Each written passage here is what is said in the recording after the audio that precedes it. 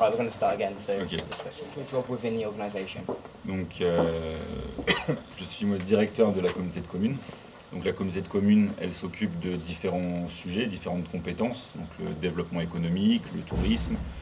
Et parmi ces compétences-là, il y a donc la collecte, on le fait nous en propre, que ce soit par ce qu'on appelle les ordures ménagères résiduelles, donc on va chercher et après, également en déchetterie. Et ensuite, pour le traitement, on s'appuie sur un syndicat départemental, donc Valodea. Moi, je suis le directeur de Valodea. Et donc, nous, on est en charge de tout ce qui est partie traitement des déchets ménagers et assimilés. Donc, on s'occupe du traitement des ordures ménagères de C2A, mais également d'autres collectivités dans les Ardennes. Meinung nach nötig, dass wir uns den Erhalt der Insekten kümmern. La biodiversité dans l'aspect global est importante. Les insectes, les abeilles, oui, mais c'est qu'un volet de l'ensemble de la biodiversité. Par exemple, sur les insectes, il y a la question des produits agricoles ou de ce qui peut être mis dans le milieu agricole, où il y a parfois des logiques économiques et des logiques environnementales qui peuvent rentrer un petit peu en opposition. Ça passe par la replantation de haies, le fait d'assurer la continuité de ce qu'on appelle les trames vertes et bleues. Donc les trames vertes, c'est une continuité en termes de forêt ou d'espace, on va dire, forestier ou de haies ou autres pour permettre aux animaux de circuler. Et les trames bleues, c'est la continuité des cours d'eau et la bonne qualité des cours d'eau qui permet à la fois à la faune de circuler. Lutter contre la contamination. Eh bien, il faut arrêter de produire des déchets. Il faut changer la méthode de consommation. Vous n'êtes pas obligé d'acheter tous les produits qu'on vous vend. Il y a ce qu'on appelle le suremballage. Le suremballage, c'est vous avez un produit, vous avez un emballage, vous en avez un deuxième au-dessus et un troisième.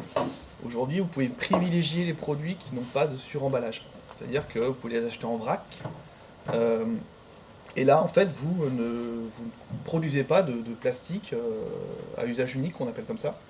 Donc on réduit la pollution. Donc c'est la prévention qui va pouvoir agir sur la pollution. Le recyclage agit parce que on réutilise des produits pour en refaire d'autres. Mais on est déjà dans le système de consommation. La prévention, c'est qu'on change son mode de consommation, donc on réduit la production de déchets, donc on pollue moins. Et comment puede evitar que llegue demasiado plástico al mar? Nous, au niveau des organisations publiques, on met un accent sur la prévention. C'est-à-dire que, je prends l'exemple de la communauté de communes, on a mis en place il y a quelques années un plan de prévention, notamment ciblé vers les écoles, parce qu'on pense que le changement de comportement, il passe avant tout par les nouvelles générations. Et ensuite, on essaie de mettre en place des actions qui vont éviter la consommation de plastique. Par exemple, on met à disposition des gobelets réutilisables pour éviter que quand il y a une manifestation, une fête, il y ait de l'utilisation de gobelets plastiques. Et il faut savoir que les plastiques qu'on trouve en mer, il y a seulement 10% des plastiques qui sont issus des emballages. Les autres plastiques, ce sont des plastiques produits par d'autres filières. Les emballages, les bouteilles plastiques ne sont pas responsables majoritairement de la pollution en mer. Le plastique est très large, on a énormément de produits en plastique. Donc, et la pollution qu'on voit aujourd'hui, malheureusement, c'est ce qu'on a déjà produit. Aujourd'hui, on a mis en place, je pense, du moins dans les pays européens ou d'Amérique, des politiques assez correctes pour éviter que les emballages finissent dans la mer.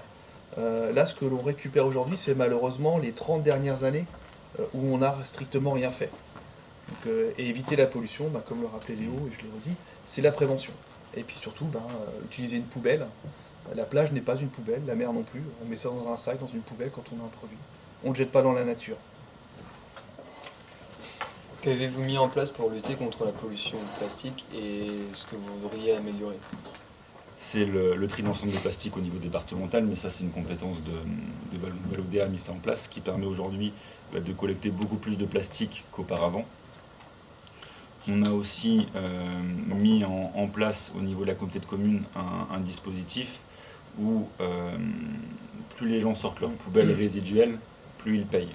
Alors, résiduelle, c'est la poubelle ménagère que vous pouvez avoir chez vous, c'est-à-dire hors recyclage, etc. Donc l'idée, c'était de vraiment changer les mentalités pour générer le geste de tri. Après, aujourd'hui, on relance régulièrement des opérations dans les écoles. On s'appuie aussi sur les opérations par rapport aux déchets, par rapport, même si ce n'est pas du plastique, par rapport aux couches lavables ou des choses comme ça. pour essayer d'ancrer encore plus le geste de tri. Et vraiment en jouant sur ces deux volets, en jouant sur le volet pédagogique parce que c'est le plus important, mais en jouant aussi sur le volet plus pénalité financière. D'accord. Parce que juste pour compléter, par exemple, là si on a une bouteille plastique, bon là c'est un soda, c'est un mauvais exemple, mais l'eau, c'est en bouteille plastique, mais l'eau du robinet elle est très bonne. Si vous prenez de l'eau du robinet, bah, vous ne produisez pas de la bouteille plastique, c'est un emballage qui est évité, donc ça ne pollue pas. Et pour terminer, il n'y a pas que les collectivités, que les communautés de communes ou un syndicat départemental, ça vient aussi de ce qu'on appelle les metteurs sur le marché. Les gens qui fabriquent les emballages, en fait, eux aussi font des efforts, ils doivent faire des efforts sur le type d'emballage qu'ils proposent, qui doivent être moins toxiques et mieux recyclables. Donc ça doit venir de tout le monde, aussi bien de la personne qui trie que des gens qui fabriquent les produits pour les mettre sur le marché. Le plastique est une question très complexe et ça ne se gère pas que localement. C'est aussi à l'échelle nationale et même mondiale dans la consommation et la production. Collectez-vous les déchets trouvés dans la nature? Oui, voilà, quand ils sont trouvés, les communes, les communes le font, les mairies le font, quand ils sont trouvés et quand ils sont collectables, parce que quand c'est des pollutions, parfois d'huile ou autre, c'est beaucoup plus compliqué. Mais dans la mesure, c'est du travail qui est fait dans la mesure du possible. Il y en a beaucoup, ça coûte beaucoup d'argent, faut pas se le cacher. Donc du coup, c'est pas facile, comme dit Léo, on les collecte quand on peut les ramasser, quand on les trouve. Bien sûr, c'est notre métier, notre travail, notre responsabilité. Mais il y en a malheureusement encore beaucoup trop dans la nature. Heureusement, il y a plein d'opérations qui sont menées, des jeunes qui font Nettoyons la nature, avec des entreprises, je ne vais pas citer, mais une journée d'action, il y avait le World Clean Up Day. Le World Clean Up Day, c'est à travers le monde, une journée, on ramasse les déchets dans la nature, et la nature, c'est pas que les forêts, c'est aussi les villes.